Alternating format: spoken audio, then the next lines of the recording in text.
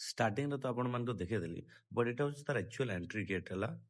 ବହୁତ ଲୋକ ଇ ଜାଗା ମାନକେ ନା ଏକ୍ସପ୍ଲୋର କରି ନି ପାରବା, କାହିଁକି ଯେ ଏନ୍ତା ଏନ୍ତା ଜାଗା ଅଛେ ଲୋକ ଦେଖବା ଲାଗି ଚାହବା କି ବୁଲବା ଲାଗି ଚାହବା ନା, କେବେ ଖତମ ହିଁ ନି ହୁଏ ଇ ଜାଗା ମାନେ।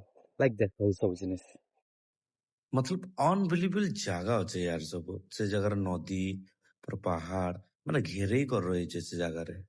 ଏତ୍କି ଭିତରେ ଇ ଟାଇପର ନେଚର କି ବ୍ୟୁଟି କରାଯାଇଛେ, ଯିଏ ଆସିଲେ ରିଏଲି ରିଏଲିରେ ଖୁସ कि ହେଇଯିବ। लाइफ जीवन बहुत मुश्किल थर्ड ई गांर लोग के आसकर पचरावर कथा कि लाइफ केनता जाय जैसे विदाउट नेटवर्क बिना सेल फोन बिना इलेक्ट्रिसिटी केनता पर लोग जीव थिबे इना भाई मानबा पड़बा।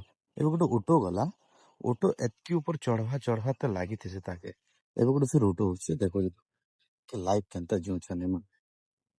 এই ଜାଗା ମାନେ ଏତେ ସୁନ୍ଦର ଦିଶୁଛେ, ବଟ୍ ନା ମୋବାଇଲ ଏତେ ଭିଜୁଆଲ ନାଇଁ ଲାଗେ, ବଟ୍ ରିଆଲିଟି ଯିଏ ଦେଖବା ନା ତାର ଦିଲ ଅଟୋମେଟିକ ଗାର୍ଡେନ ଗାର୍ଡେନ ଯିବା, ଖୁସ ଯିବା।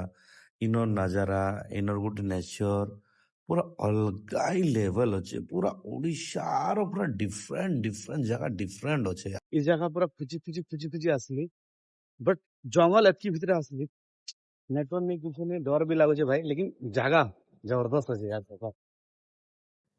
ଏନ୍ତା ନଜାରା ମାନେ ଦେଖବାର ଲାଗି ୟାର ରିକ୍ସ ତ ଉଠାବାର ଲାଗି ପଡସି ଏକା।